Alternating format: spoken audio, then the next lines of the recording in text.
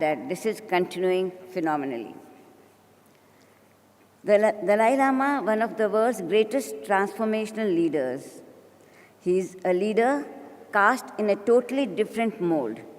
He has no overt base of power, holds no political position, does not have any army, and no control over economic resources. And yet, he strikes a powerful chord in a world driven by materialism, constant conflicts, and strife. The Dalai Lama's influence is profound, more so because he offers the message of peace, hope, and humanity. The Dalai Lama's quiet persuasion and reaching out has drawn many to the message of Buddhism. He has contemporarized Buddhism so much so that today it is into the mainstream of spiritual thought. Over these 50 years, the Dalai Lama has transmitted the message of peace, nonviolence, and tolerance to millions across the globe. At a personal level also, Dalai Lama's presence rekindles a reaffirmation of the fact that every human being is trying to get peace of mind, tranquility, and happiness. The journey towards this can be attained in the eyes of the Dalai Lama through pursuing what I term as the threefold path. First, having genuine compassion. Second, minding the mind. And third, the law of impermanence. I shall briefly share these learnings with you. First, on the importance of compassion. Compassion gives us a great inner strength. It is spirituality of the highest order, for it leads to positivity and contentment. It is the negation of the feelings of hatred, revenge, and criticism of fellow sentient. In it, as the Dalai Lama preaches, is that unique sense of caring which binds people into a single human family. In sum, the principle of Vasudhaiva Kutumbakam.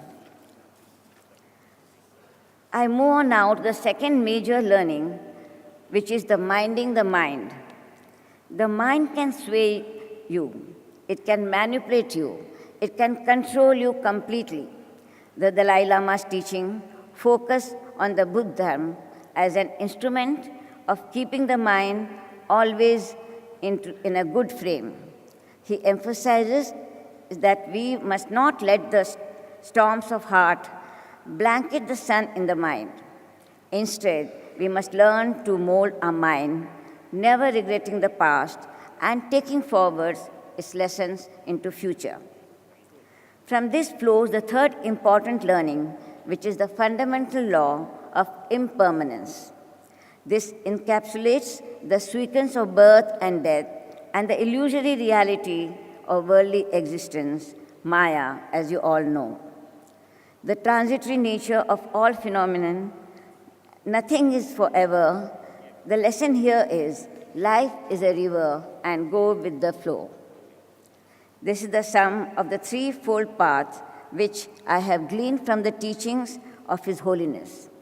And today I look forward, as you all do, to learn more from the discourse of the Dalai Lama, for I remain a seeker every day. Thank you so much.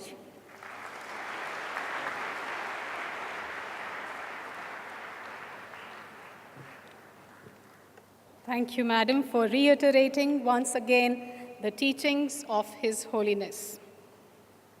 Ladies and gentlemen, when we try to sketch in our mind the image of a man who always has a twinkle in his eyes and a childlike, innocent smile on his face, a man who brings cheer and hope in every heart, a man whose message of peace and compassion speaks to persons of all faiths. And the image that will come forth in your mind will surely be of the 14th Dalai Lama, Tenzin Gyatso. His life milestones have already been traced by Srimati Jayashree Mohta and Srimati Rajshri Birla. So I would like to share with you a response that His Holiness gave when he was being interviewed by a senior TV journalist, Barkha Dutt. When she asked him about, does His Holiness get angry? And his response was, and I would like to quote, "You see, when I get angry or irritated due to very small mistakes of some other people, then I just express and then finish. I try to separate myself from anger, then watch my anger, that emotion, then immediately the strength of anger diminishes. You cannot have some sort of special practice for each case, but you must build your basic mental attitude in a healthy way." Unquote. His Holiness likes to describe himself as a simple monk with three principal commitments. First, on the level of a human being, His Holiness is committed to promoting compassion and forgiveness, for promoting tolerance, contentment, and self-discipline.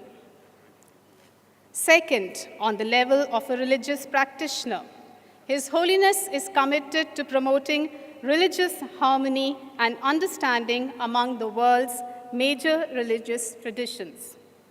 In his view, despite philosophical differences, all religions in the world have the same potential to create good human beings. Third, as a Tibetan who carries the title of the Dalai Lama, His Holiness is committed to serving the Tibetan people as a free spokesperson on behalf of their struggle for justice. His Holiness is respected all over the world as a spiritual leader committed to service of humanity, whose learning is as extensive as his wisdom is profound, and whose teachings draw so deeply upon the well springs of Buddhist philosophy and Tibetan culture.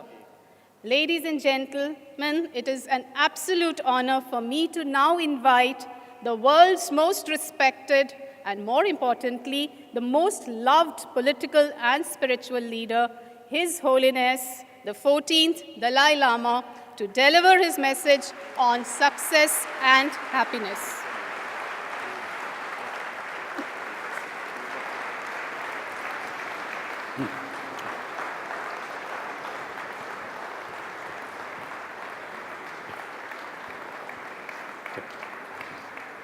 Okay.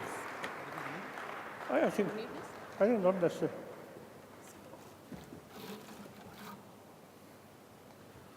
Please sit down.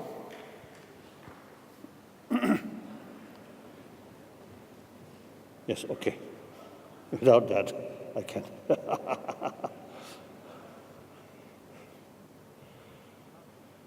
Indeed, I feel great honor having this opportunity to share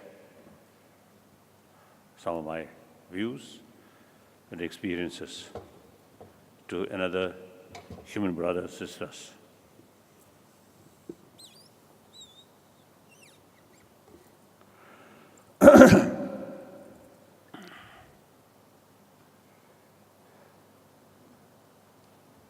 Actually, many of my sort of thought, sort of my activities, they already mentioned. So now, nothing to add.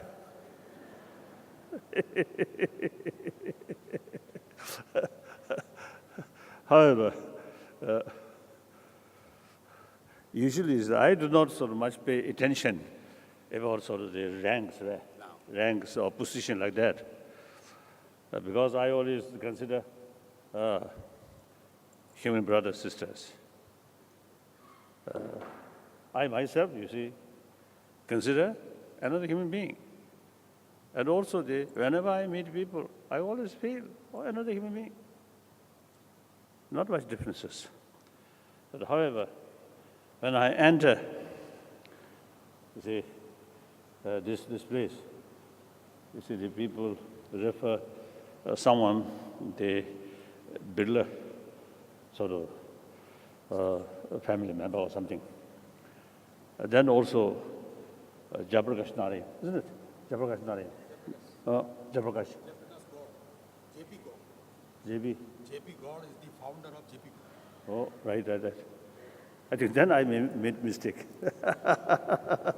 So they, Birla, when they mentioned Birla, I immediately felt 1959, April, I think around 20, April 20, I reached Mussoorie.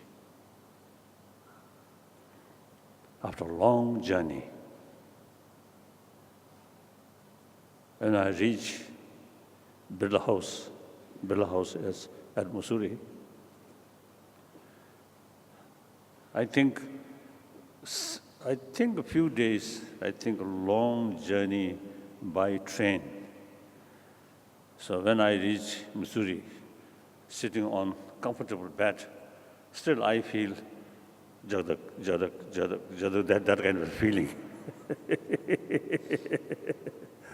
That moreover, when I come across the border,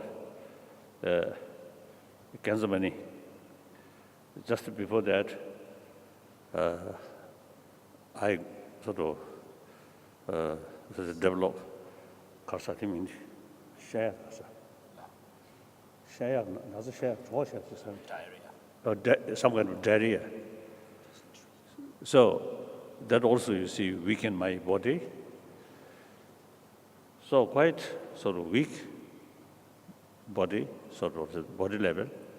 So then I had very good opportunity, complete rest. Then meantime, Pandit Nehru came.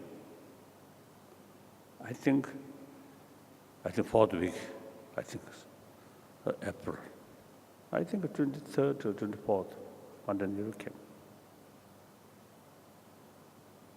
And since I know Pandit Nehru, 1954, in Peking, Pandit Nehru's visit there, so we met. Then 56, of course, Buddha Jayanti celebration. A lot of discussions with him. So, actually, 56 came to India. Inside Tibet, already some problems already started. Situation become each year worsen. So at that time, I told Prime Minister Nehru, now I may not return, I may stay here in India. Then Pandit Nehru, that's 56 and 57. Then Pandit Nehru advised me, better go back. And actually, he personally take serious sort of interest. So he carried on 17-point agreement. He carried one copy of that agreement, and he marked some articles. And you should carry a fight within Tibet on these sort of basis on these lines. So, accordingly, I returned. Then, 58, finally, March 59, things really become out of control. Then there is no other choice except escape.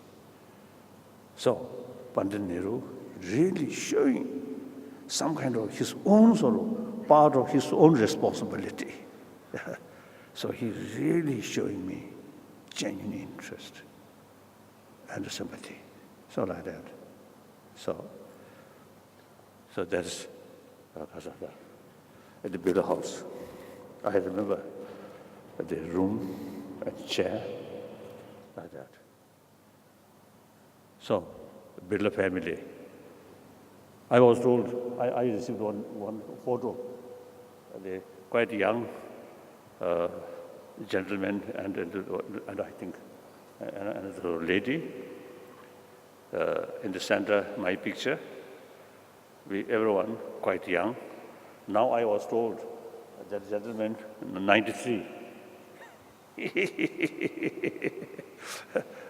And that the lady, 89 or something. So since I came to India, stay in Birla house, since then, now almost 55 years. Anyway, sad.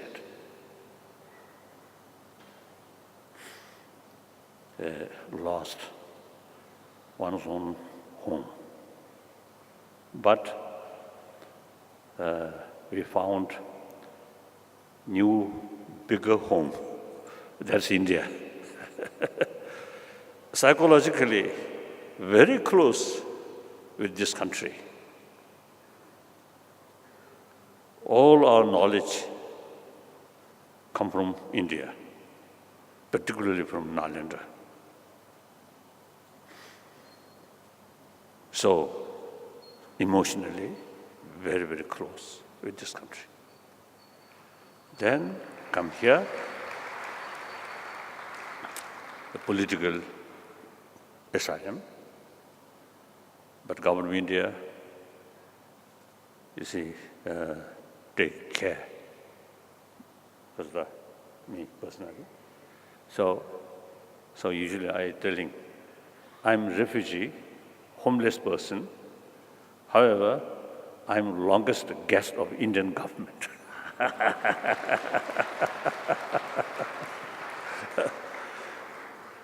So that's the beginning of my refugee life. Then, because of government of India's help, because of India's freedom,